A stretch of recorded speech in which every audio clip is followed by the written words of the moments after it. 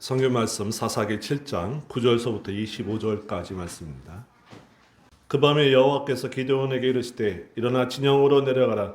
내가 그것을 내 손에 넘겨 주었느니라. 아니 내가 내려가기를 두려워하거든 내 부하 부녀와 함께 그 진영으로 내려가서 그들이 하는 말을 들으라. 그 후에 내 손이 강하여져서 그 진영으로 내려가리라 하시니 기드온이 이에 그의 부하 부라와 함께 군대가 있는 진영 근처로 내려간즉 미디안과 아말렉과 동방의 모든 사람들이 골짜기에 누웠는데 메뚜기의 많은 수와 같고 그들의 낙타의 수가 많아 해변의 모래가 많은 같더라. 기드온이 그곳에 이른즉 어떤 사람이 그의 친구에게 꿈을 말하여 이르기를 보라 내가 한 꿈을 꾸었는데 꿈에 보리떡 한 덩이가 미디안 진영으로 굴러 들어와 한 장막에 이르러 그것을 쳐서 무너뜨려 위쪽으로 엎으니 그 장막이 쓰러지더라.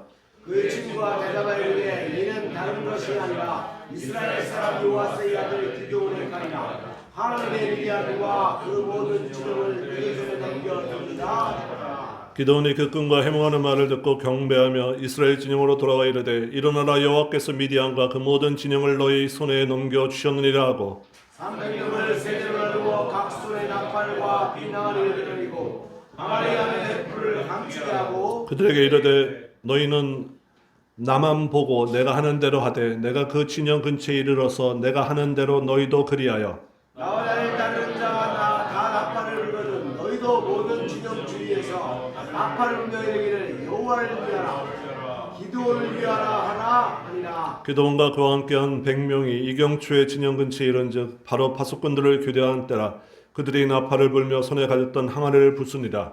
세대가 나팔을 불며 항아리를 부수고 왼쪽에 환불 들고 오른쪽에 나팔을 들어 불며 외쳐이르되 여호와의 기드온이 칼이다 하고 각기 제자리에 서서 그 진영을 에워싸며 그 온 진영의 군사들이 뛰고 부르짖으며 도망하였는데 300명이 나팔을 불 때 여호와께서 그 온 진영에서 중독들이 칼을 치게 하시므로 적군이 도망하여 스데라에 이르고 또 다맛에 가까운 아벨물라의 경계에 이르렀으며 이스라엘 사람들은 납달리와 아셀과 온 므낫세서부터 부름을 받고 미디안을 추격하였더라. 기드온이 사자를 보내어 에브라임 곧 산지로 돌아다니게 하여 이르기를 다녀와서 미디안을 치고 그들을 앞질러 벤 바라와 요단 강에 이르는 수를 점령하라 하매 이에 에브라임 사람들이 다 모여 벤 바라와 요단 강에 이르는 수로를 점령하고 함께 있습니다. 또 미디안의 두 방백 오렙과 셉을 사로잡아 오렙은 오렙 바위에서 죽이고 셉은 셉 포도주 틀에서 죽이고 미디안을 추격하였고 오렙과 셉의 머리를 요단강 건너편에서 기드온에게 가져왔더라. 아멘. 오늘은 기드온과 300명의 군사들이 미디안의 군사들과 전투하는 장면을 아주 자세하게 소개하고 있습니다. 그러나 여러분께서 읽어보셨겠지만 이 전투하는 장면은 불과 몇 절에 불과합니다. 그 전투가 일어나기까지 하나님께서 기드온을 다시금 담대하게 하시는 장면, 그리고 말도 안 되는 전술, 항아리와 횃불과 나팔을 통해서 싸움에 임하는 기드온의 이 전투의 장면들, 그리고 전쟁의 마무리로 두 장수를 죽이며 이스라엘의 승리를 가져오는 장면들입니다. 이 전투의 장면 속에서 우리는 하나님의 계획과 우리를 향하신 그 깊은 뜻을 어떻게 이해하며 나아갈 수 있겠는가? 아니, 구약의 전체적인 해석 속에서 여러분은 이 이야기들을 통해서 우리는 하나님의 계획과 뜻을 어떻게 알아갈 수 있겠는가? 오늘 이 설교를 들으시면 앞으로 구약을 보실 때마다 이 장면을 통해서 뒤에 역사하시는 하나님의 계획을 바라볼 수 있게 되시기를 제가 소망하면서 설교를 준비했습니다. 구약은 이미 선포된 설교입니다. 제가 많이 덧붙이지 않고 설명만 자세하게 잘 해드려도 이 안에 있는 하나님의 계획을 여러분들이 누구나 다 잘 알고, 그리고 그 안에 하나님께서 우리를 향하신 그 깊으신 뜻을 누구나 다 이해하며 나갈 수 있습니다. 그러나 그 전까지 우리가 어떻게 성경을 바라보는가, 거기까지가 가는 것이 참 어렵죠. 오늘 이 설교 본문이 여러분에게 구약을 이해하는 데 많은 좀 도움이 되시기를 바랍니다. 하나님께서는 천지를 창조하시고 또한 그것들을 주관하고 계십니다. 다시 말씀드리면 천지를 창조하신 다음에 그것들이 제 마음대로 네가 네 법칙을 줄 테니까 네 마음대로 네가 그 법칙대로 움직여라 하고 내버려 두시지 않는다라는 것입니다. 지구의 자전축이 이만큼 기울어져 있습니다. 하나님께서 내일 이것을 똑바로 가게 그냥 내버려 두시지 않고 오늘도 하나님이 붙잡고 계시고 내일도 여전히 붙잡고 계실 것입니다.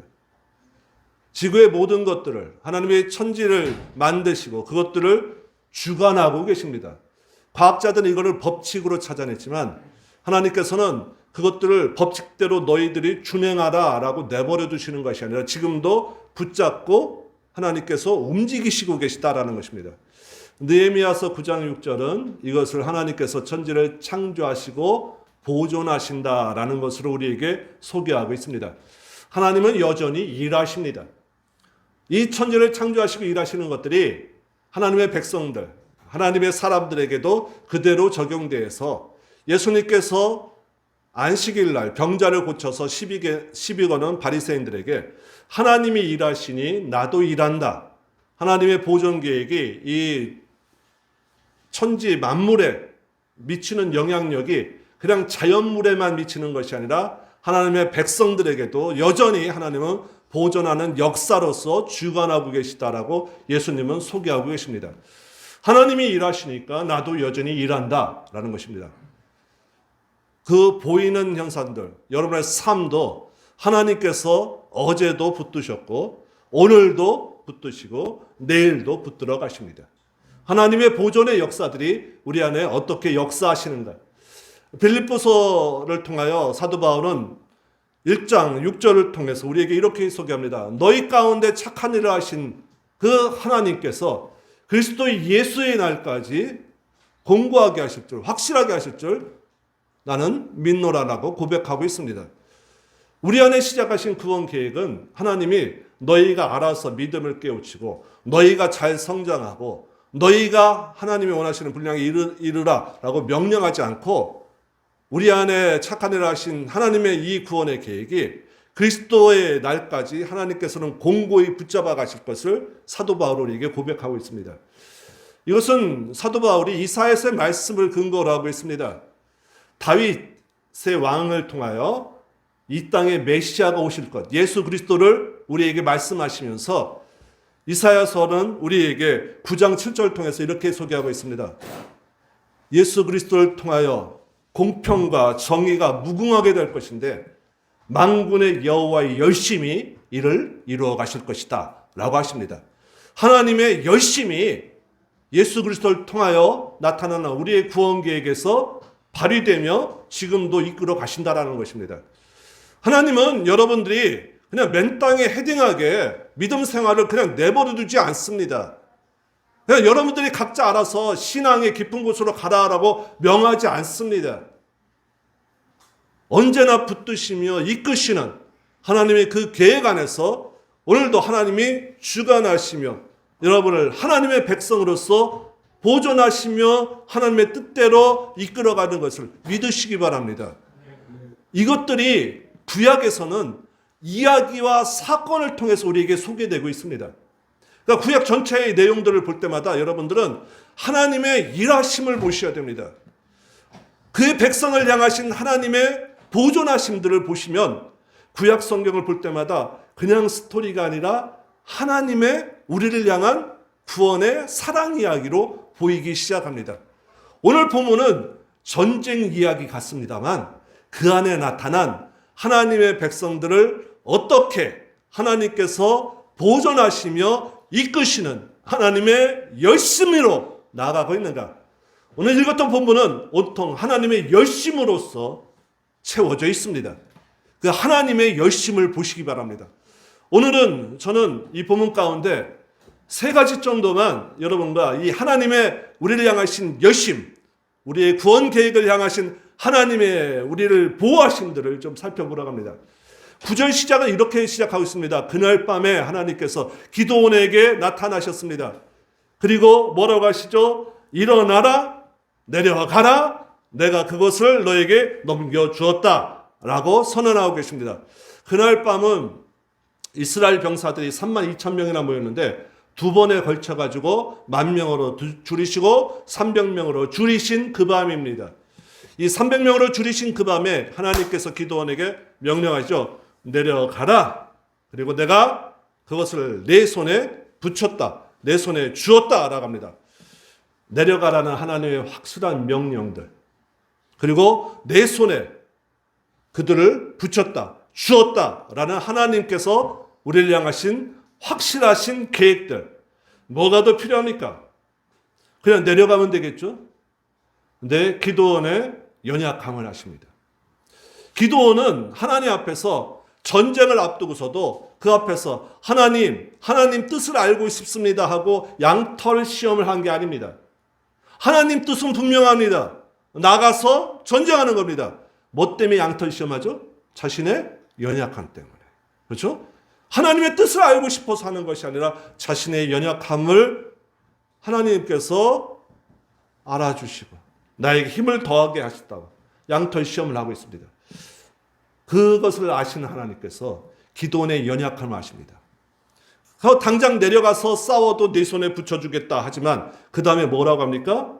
10절 만일 내가 내려가기를 두려워하거든 혼자 가지도 말고 부하와 함께 가서 그것을 내려가서 뭐라고 하죠? 11절입니다. 그들이 하는 말을 들으라. 그들이 하는 말을 들으면 네가 강성해져서 내려가리라 라고 합니다. 하나는 내려가라 내 손에 붙였다. 명령과 확실한 약속이 있습니다. 만일 네 마음이 두려워하거든 알고 있죠? 두려워한다는 거 알고 있습니다. 네 부하와 가서 그들이 하는 말을 들으면 네 마음이 강성해질 것이다. 자, 그러니까 뭘 명하고 있죠? 가가지고 정탐하라고 하나님께서 하고 계십니다. 그들이 하는 말을 들으라고 말씀하십니다. 백성의 연약함을 보십니다. 군대로 나와서 지금 전쟁하러 왔는데 하나님이 명령하면 나가서 싸워야죠. 근데 명령 내리는 상관이 뭐합니까? 부하의 연약함을 합니다. 그래서 부하의 연약함을 복돋우기 위해요. 그 전쟁의 시점을 늦춥니다. 이게 전쟁에서 실행 가능한 일입니까? 두려워하는 자를 떠나가라. 이미 22,000명이나 돌려보냈습니다. 그런데도 불구하고 하나님께서는 다시금 기드온의 연약함을 하십니다. 이것은 기드온만이 아닙니다. 사실은 이스라엘 백성들이 애굽에서 나오면서 40년 광야 생활을 했습니다. 힘든 광야길입니다. 오늘 여름은 이제 초여름이 돼가지고 날씨도 더워지는데요. 그 광야길을 가면요. 지금도 성지순례 갔다 하시면 버스 타고 가는데도 고생하다 왔다고 합니다. 거기를 걸어서 갑니다. 물도 없습니다. 그런데 하나님께서는 아침마다 만나로 채워주시죠. 만나는 먹을 것뿐만 아니라 오늘도 너희와 함께 있으리라 하는 약속의 증거입니다. 구름 기둥으로 햇빛을 막아주시죠. 밤에는 불기둥으로 기온에 떨어져 있는 백성들을 보호하십니다. 그리고 만나와 메추라기로 먹이십니다. 반석을 치니 물이 나옵니다. 고생길이었지만 매일매일이 하나님의 은혜이며 동행하는 증거들로 넘쳐납니다. 그러함에도 불구하고 이스라엘 백성들은 그 안에서 하나님께 범죄하는 일이 일어나죠. 인간의 본성이죠. 그런 와중에 이제 가나안 땅이 눈에 보입니다. 이 40년 동안 그들에게 줄고 해왔던 말은 무엇입니까? 그 땅을 내게 주리라 하였습니다. 너희가 밟는 땅 내가 주리라 하였습니다. 그러니까 들어가서 전쟁하고 차지하면 되죠. 그런데 하나님은 뭘 허락하시죠? 여리고 성에 정탐꾼을 보내십니다. 정탐꾼을 보내서 그 정탐하게 하십니다. 자, 정탐꾼의 보고 내용을 확실히 기억하십니까? 우리는 여리고성 정탐하면 라합만 기억하는데요. 정탐꾼이 와서 한 보고는 라합의 얘기가 나옴과 동시에 성 안에서 있었던 얘기를 하는 동시에 그들이 뭐라고 보고하고 있느냐. 정탐꾼의 정확한 보고를 보십시오. 여호수아서 2장 24절입니다. 제가 읽어드립니다. 여호와께서 그 온 땅을 우리 손에 주셨으므로 그 땅의 모든 주민이 우리 앞에서 간담이 녹더이다. 이게 정탐꾼의 보고입니다. 정탐꾼의 보고는 그들이 우리 때문에 간담이 녹더이다. 그런데 무엇으로 인해서요? 여호와로 인해서 우리와 함께 하심으로 인해서 여호와께서 우리가 함께 하심을 보고 그들이 간담이 녹습니다. 이걸 보고합니다. 그들이 그 전에 정탐꾼을 먼저 보냈습니다. 가데스바네에서 12명을 보내고서 갔다 와서 보고한 게 뭐죠? 그들을 보고 우리는 간담이 녹습니다. 12명의 정탐꾼 중 10명이 그렇게 보고한 겁니다. 근데 여리고 전투를 하기 전에 정탐꾼이 갔다 와서 보고하는 게 뭐죠? 그들이 두려워하고 있습니다. 우리를. 그런데 우리를이 아니라 그 앞에 하나 더 붙죠? 하나님께서 우리와 함께 하심을 보고 그들이 간담이 녹고 있습니다. 이걸 보고합니다. 여호수아서 5장 1절은 거기에 하나 덧붙여서 이걸 얘기하고 있습니다. 요단물을 말리시고 그의 백성들을 건너게 하셨음을 듣고 그 가나안 땅의 왕들과 그 백성들이 마음이 녹았고 이스라엘 자손들 때문에 정신을 잃었더라 라고 보고하고 있습니다. 전쟁을 하기 전에 이미 그들은 어떻게 했다고요? 간담이 녹고 있고 두려워 떨고 있습니다. 하나님이 그들과 함께 하심으로 그 백성이 두렵습니다. 그 백성들과 함께 하시는 하나님의 능력을 보고 그들이 두려워 떨고 있습니다. 연약한 백성을 하나님께서 그냥 진군하게 안 하십니다. 그 마음을 담대하게 하시는데 어떻게 담대하죠? 우리와 함께하는 하나님을 그들이 알고 있고 그걸로 말미암아 내가 하나님과 함께하고 있음을 알게 함으로 말미암아 나를 하나님께서 담대하게 하십니다. 여리고 정탐꾼의 보고같이 여리고 정탐과 같이 지금 기드온과 부라가 가서 듣는 말 이게 이제 꿈 얘기가 나오는 거예요. 그래서 자, 꿈 얘기하는데 그 미디안의 병사들이 뭘 이야기하고 있죠? 내가 한 꿈을 꿨는데 보리떡이 우리 진영으로 들어오더라. 근데 보리떡이 들어와서 어떻게 하냐라면은 13절 보십시오. 하반절. 미디안 지름으로 굴러들어와 한 장막에 이르러 그것을 쳐서 무너뜨려 위쪽으로 엎으니 그 장막이 쓰러지더라. 자, 여러분들 이 무너지고 쓰러뜨리고 하는 단어들이 몇 번 나옵니까? 4번 나옵니다. 그것을 쳐서 무너뜨려 엎으니 그 장막이 쓰러집니다. 쳐서 무너뜨리고 엎으니 장막이 쓰러집니다. 이건 완전 우리가 상상하는 쓰나미급. 보리떡이 얼마만한 겁니까? 우리가 생각하는 요만한 게 아니겠죠. 그렇죠? 예. 꿈속에서도 어마어마한 것이 와가지고 지금 4번이나 강조하면서 하는 것은 초토화시켰다는 것입니다. 꿈속에서 그랬다라는 것입니다. 이제 이 꿈을 어떻게 하죠? 그들 자신이 해석합니다. 그 친구가 대답합니다. 그 꿈은 말이야 14절 다른 것이 아니라 이스라엘 사람 요아스의 아들 기드온의 칼이라 하나님이 미디안과 그 모든 진영을 그의 손에 넘겨주셨느니라 하더라. 그 꿈을 기드온이 해석하는 것도 아닙니다. 한 친구가 꾸고 그것을 들은 친구가 해석하는데 그것은 누구라고요? 기드온과 함께하는 하나님의 칼이라. 자, 꿈 같지만 이게 두 사람의 대화가 뭐죠? 두려워 떨고 있는 것입니다. 기드온이 뭐 한 게 있습니까? 지금 미디안에게 보여준 게 없습니다. 그 전에 뭐 전투를 했나요? 아니요. 인구수 줄인 군사 병력을 줄이는 것밖에 없습니다. 근데 미디안 진영들을 어떻게 하고 있다고요? 이미 두려워 떨고 있고 하나님의 칼이고 기드온의 칼이라 라고 합니다.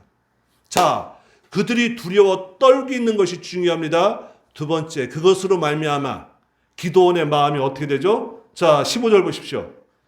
기드온이 그 꿈과 행하는 말을 듣고 경배하며 이스라엘 진영으로 돌아와 이르되 일어나라 여호와께서 미디안과 그 모든 진영을 너희 손에 넘겨주셨느니라 하고 아멘.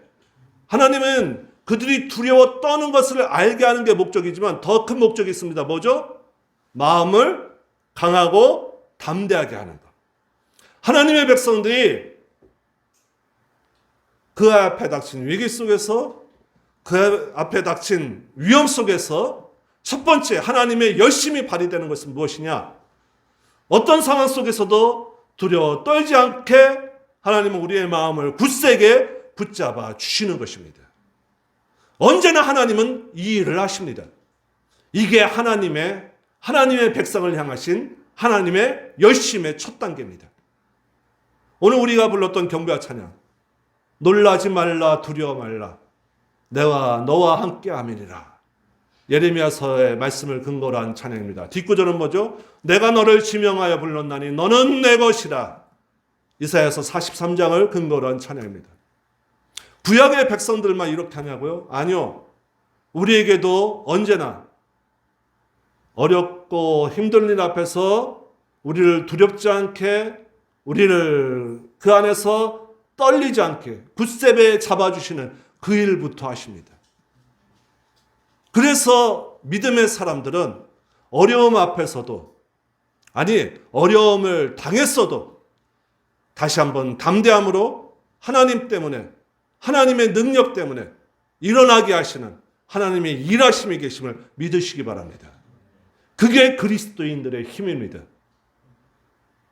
어려워도 우리는 상황을 보지 않습니다. 12명의 정탐꾼, 10명의 정탐꾼은 상황을 봤습니다. 그들은 우리보다 큽니다. 2명의 정탐꾼, 여호수아 갈렙. 상황은 보지만 그 뒤에 역사하시는 하나님의 우리에 향하신 약속을 바라봅니다. 기도원을 담대하게 하십니다. 연약한 자를 다시 하나님께서 세워가십니다. 하나님께서 일하시는 첫 번째 방법이 바로 이것입니다. 여전히 우리에게도 이렇게 일하시지 않습니까? 그때는 정탐하게 해서 꿈을 듣게 함으로 하시지만 지금은 어떻게 하십니까? 여러분도 어떻게 하나님 앞에서 매일매일 담대함을 우리가 유지하면서 건강한 신앙으로 나가십니까? 기도 생활 제대로 하십니까? 담대함으로 나가시는 것입니다. 말씀을 충만히 읽으십니까? 담대함으로 나가시는 것입니다. 거기 하나 더, 사도 요한은 우리에게 이렇게 담대함으로 나갈 수 있는 길을 설명합니다. 요한일서 3장 18절과 19절입니다. 제가 읽어드립니다. 자녀들아, 우리가 말과 혀로만 사랑하지 말고 오직 행함과 진실함으로 하자.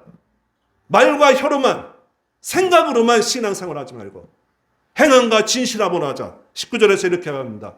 이러므로써 우리가 진리에 속한 줄을 우리가 알고 또 그 마음을 주 앞에서 담대하게 굳세게 하나님께서 붙잡아 주시니라. 아멘.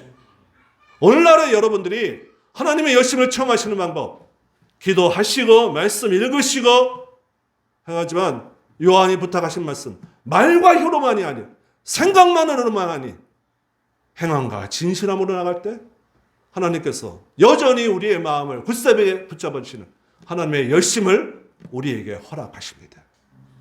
하나님의 열심의 첫 번째 단계, 매일매일 경험하셔야 됩니다. 이건 이 시간 우리에게 향하신 하나님의 명령이기도 합니다. 담대함으로 나가시길 주의로 축원드립니다. 두 번째, 이 전쟁은 결론부터 말씀드립니다. 하나님이 다 하십니다. 그게 몇 절이냐? 22절입니다. 300명이 나팔을 불 때 여호와께서 그 온진영에서 친구끼리 칼로 치게 하심으로 적군이 도망합니다. 어떻게 하셨다고요? 여호와께서 미디안 친구끼리 서로 칼로 치게 만드신대요. 이게 이해가 되는 상황입니까? 이해가 안 됩니다. 하나님께서 일하시니까 이렇게 하셨다. 예, 우리는 믿음으로 바라봅니다. 그러나 우리는 하나 거기서 더 나가야 됩니다. 하나님이 일하십니다. 하나님의 열심을 동원하십니다. 그때 우리에게 요구하시는 게 있습니다. 우리가 읽었던 22절. 하나님이 이렇게 일하시는데 언제 그랬다고요? 300명이 나팔을 불 때. 하나님이 그냥 앉혀놓고 정탐 안 하고 횃불 안 들고 항아리 안 들고 그냥 너희는 바라보라. 너희는 잠잠히 있어라. 내가 하겠다고 보는 앞에서 지들끼리 싸우게 만드셔도 됩니다.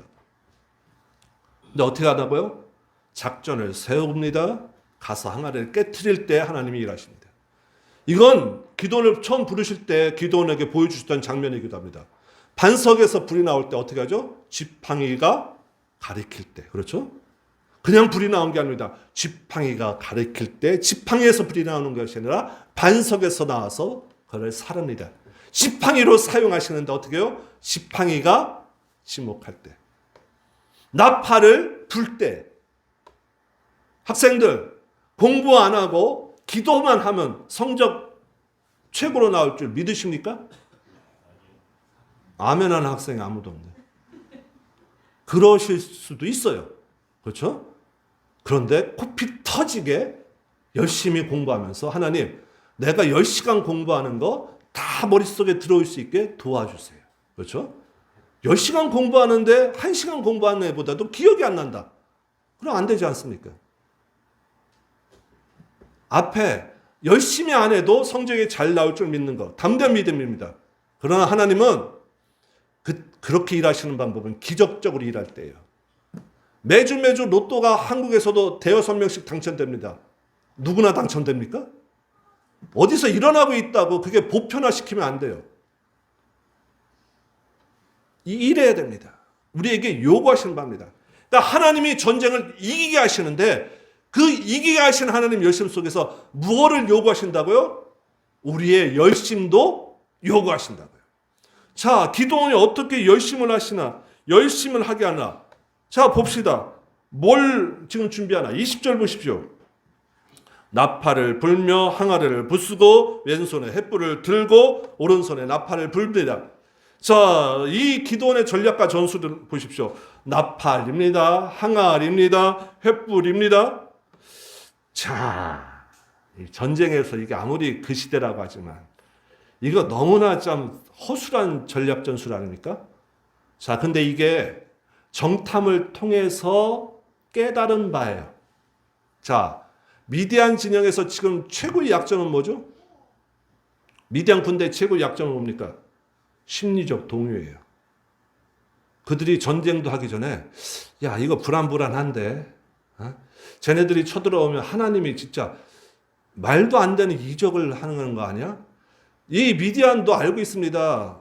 그 전에 우리가 봤던 여사사 드보라를 통해서 하솔 장관을 무너뜨릴 때 어떻게 하죠? 하나님께서 이적을 베풀어서 비 오게 하셔서 떠내려가게 하시고 철병거를 못 쓰게 하시는. 그 전에도 많은 이적을 막 내려오는데 우리도 이런 희생양이 되는 것이 아니야? 미디안 안에 있는 이 최고의 그들의 가운데 있는 것은 바로 불안감입니다. 저기 있는 꼭 15절 기도원이 그 꿈을 해몽하는 말을 듣고 라고 하고 있는데요. 원어적으로 보면 꿈을 깨트리다라는 표현입니다. 꿈을 깨트리는 것을 듣고 라는 말입니다. 자, 기도원이 뭘 생각하죠? 그들의 불안감을 이용할 수 있는 방법. 뭔가 깨트리는 것으로 행할 수 있는 방법. 그들한테 심리적 동요를 일으킬 수 있는 방법. 뭐가 있을래나? 항아리 속에 횃불을 감춥니다. 그리고서 갑자기 항아리 깨지는 소리, 그리고 횃불이 확 나타나는 소리, 그리고 소리 지르는 소리. 이것을 가장 효과적으로 하는 시간이 언제일 것 같습니까? 캄캄한 칠흑 같은 밤에 확 불이 나타나는 한밤중이어야 되겠죠? 그렇죠? 그래서 기도원이 이 작전을 언제 시행하느냐? 19절 보십시오. 기도원과 그와 함께한 100명이 이경초에 진영 근처에 이른즈로 말하고 있습니다. 여러분 시간대에 대해서 여러분들이 참 많은 지식이 없을 텐데요. 구약의 히브리 사람들은 저녁 6시부터 새벽 6시까지 12시간을 세 단계로 나갑니다. 자, 12시간을 세 수로 나누니까 한 단위 속에 몇 시간을 속합니까? 4시간씩. 그렇죠? 그래서 4시간을 한 경이라고 부릅니다. 자, 6시부터 10시까지가 1경, 10시부터 새벽 2시까지가 2경, 그렇죠? 새벽 2시부터 6시까지가 3경입니다.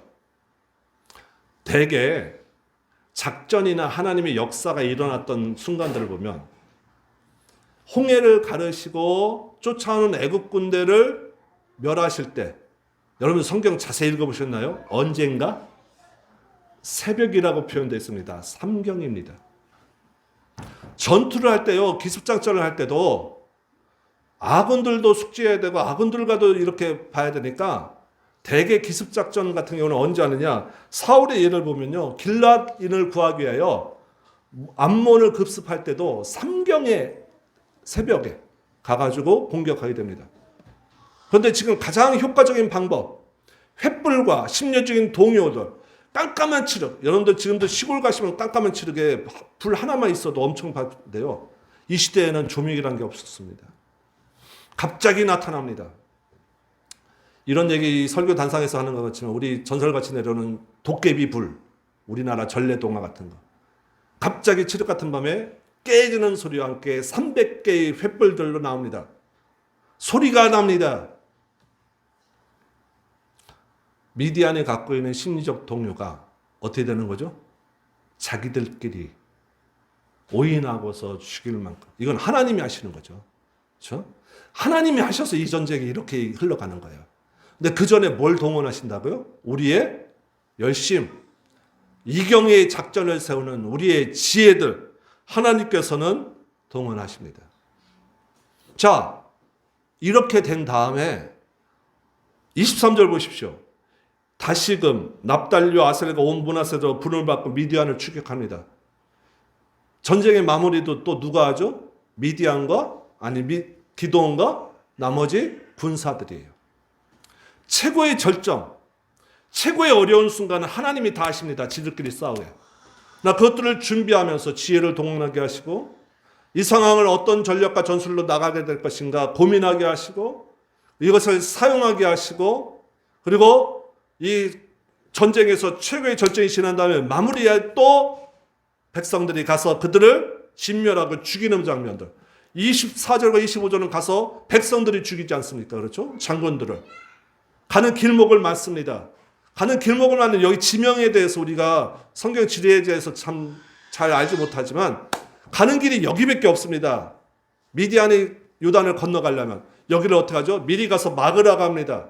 니네가 여기로 올 줄 알았어. 도가 되던 쥐입니다. 그래서 잡습니다. 사람들을. 그러니까 아무 수고 없이 좋은 결과를 얻는 거 아니에요. 하나님이 그 일을 하실 거예요. 근데 그 전까지 어떤 것이 최고의 좋은 것, 최고로 적당한 것들을 고민하며 기도하며 나가야 됩니다. 마무리도 나에게 맡기신 것들을 잘 해결해야 됩니다. 믿음으로써 모든 것을 하면 된다고요? 사업을요? 아니에요. 저 신학대학원 가기 전에 이런 생각을 한 적이 있습니다. 신탄진에 살고 있는데요. 시내 나오면 아이스크림 줘. 그때 베스킨라빈스가 막 히트쳤거든요. 신탄진에도 하나 이렇게 만들면 그것도 장소가 협소해도 되지 않습니까? 한 3평, 4평. 제가 생각할 때 저희 큰아버지가 빌딩을 하나 갖고 있었거든요. 신탄진에. 그래서 임대료 싸게 해달라고 해서 여기다가 베스킨라빈스를 하나 차리면 부업으로 내가 신학대학원 다니면서도 좀 잘할 수 있겠다. 이런 생각을 했습니다. 그래서 제가 그걸 내고 싶어서 그래 했습니다. 근데 베스킨라빈스에 제가 전화를 했거든요. 그랬더니 본사에 전화했어요. 제가 여기다가 이걸 내고 싶은데 어떻게 해야 될까요? 거기 이미 시장조사가 다 끝낸다예요. 라는 답이에요. 이게 뭔 말이죠? 거기는 들어가도 장사가 안 돼요. 그래서 그 당시에 거기는 그 지점이 없었습니다. 사람들이 많이 모이고 있었는데. 사업을 하기 전에 저도 사업을 해봤습니다. 장밋빛깔 꿈을 그리면서 시작합니다. 하나님이 함께 해주시겠지. 그렇죠? 근데 남들이 다 하는 시장조사, 인구 이동들, 뭐 이런 거 조사 별로 안 하지 않습니까? 기독교인들 그거 철저히 합니까? 그것들 우리도 철저히 해야 돼요. 계획을 세우시면서. 다른 것도 일하시면서 하나님이 함께 하시니까 하시겠지. 부흥회 하면은 하나님이 함께 하시니까 안 걸리겠지. 그러다 지금 코로나 걸리고 있지 않습니까? 철저하게 하나님께서 우리한 것들은 이 시기에 맞게 상식적으로 그리고 믿음 가운데 행하셔야 돼요. 그냥 차려놓고 장사가 안 되니까 이거 하나님이 안 계시는가? 아니에요. 내가 그것을 위하여 철저하게 내가 준비하면서 나아가고 있는가? 제가 장사를 예로 들었지만 학생들도 그렇잖아요. 그렇죠? 일반 우리 삶을 살아가는 여러분도 다 그렇잖아요. 일상을 세워놓고 하나님께서 도와주심을 바라면서 나가는 것. 하나님이 열심히 우리 안에서 일할 수 있는 우리의 열심을 요구하신다는 것 잊지 말으셔야 됩니다. 그래서 기독교인들은 항상 부지런해야 돼요. 초창기에 한국 기독교가 왜 이렇게 복받은지 아세요? 맨날 밤마다 투전하고 술 먹던 사람들이 기독교를 믿으니까 새벽에 뭐합니까? 새벽기도 나오잖아요.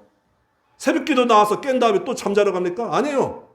그때부터 밭에 나가서 일하게 되고 그러니까 이전에 그 밤늦게까지 놀고 마시고 했던 사람들이 새벽부터 일하고 하니까 하나님이 그 밭에 복을 주실 수 있겠습니까? 없겠습니까?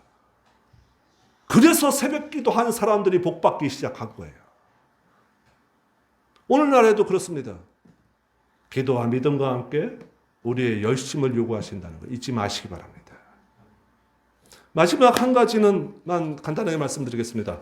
23절 보시면 이 300명으로 시작했으니까 하나님은 300명으로 끝내실 수 있잖아요.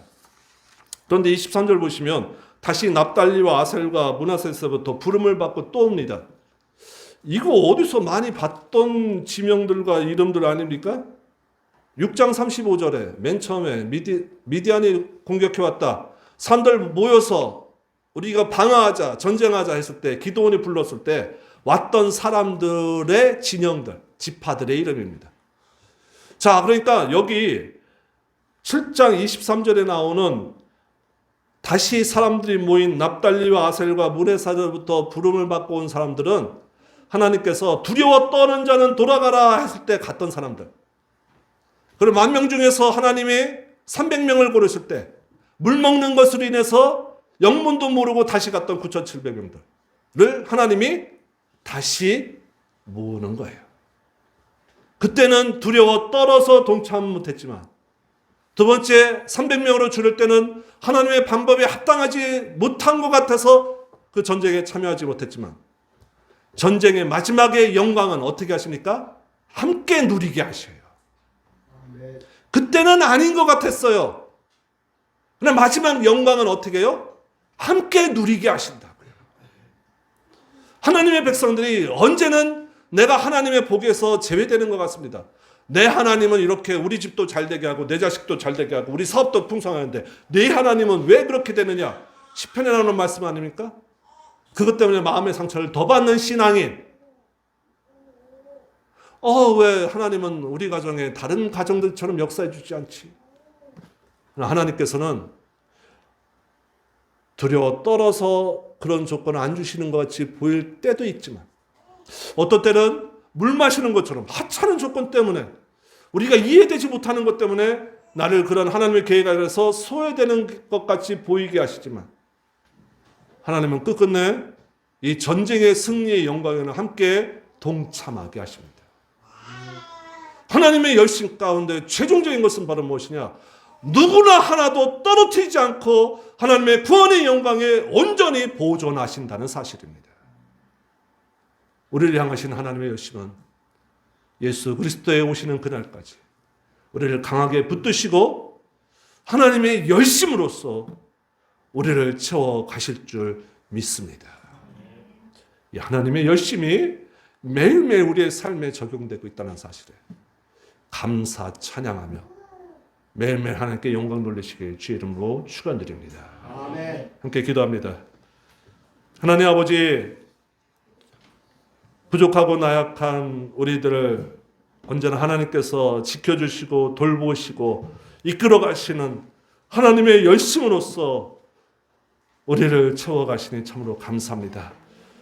하나님, 이러한 하나님의 열심을 우리가 바라보며 온전한 믿음으로 하나님께 매일매일의 삶을 영광 돌릴 수 있도록 우리 은혜하나교회의 모든 교우들의 믿음과 발걸음들 하나님께서 지켜주시고 주 예수의 그날까지 온전하게 보존하여 주시옵소서. 예수님의 이름으로 기도 드리옵나이다. 아멘.